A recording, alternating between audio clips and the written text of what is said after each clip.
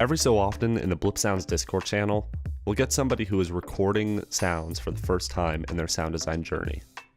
But they run into a lot of issues and they blame their microphone, saying their microphone isn't good enough.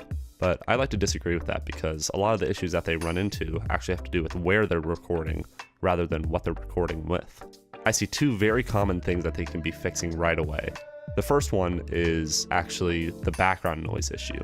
I'll hear the sound that they recorded and there'll be a bunch of background noise, and they think that the microphone is just busted.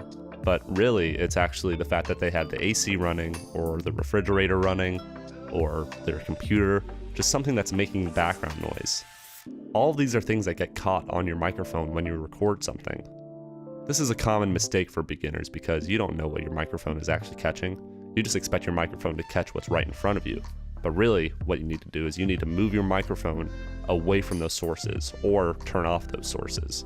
Turn off your computer, turn off your AC, turn off your fan, do whatever you can to minimize the background noise. Sometimes it's finding a nice quiet room, and sometimes it's just turning off your devices. It really depends. The next thing that I see a lot is reverb.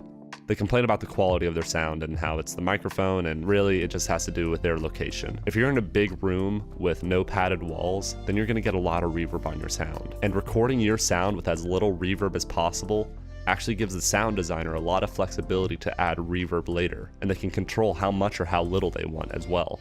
This doesn't mean you have to go out and get acoustic treating for your room or anything. It just means that you need to find a small, quiet, padded room, like a closet for example, or even just a regular bedroom would be totally fine. It only becomes a problem when you're recording big sounds that the reverb really matters as much. Like even this recording here is actually happening in my bedroom right now. I turned off my fan, the AC is low, or I positioned my mic in a place where it won't catch the AC. My computer is off. It's just really important to think about your recording location before you actually start recording to maximize this quality of your sound recording. Anyway, if you guys want to learn more sound design tips like this, come out and check out our Discord channel.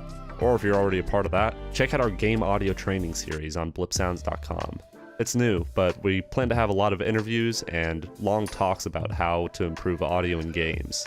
We talk about our industry experiences, expertise in sound design, and just give a lot of good advice on game audio and how to make successful sounds and be successful in the industry. So, hope to see you guys at the Discord channel or the game audio series. Thanks for watching.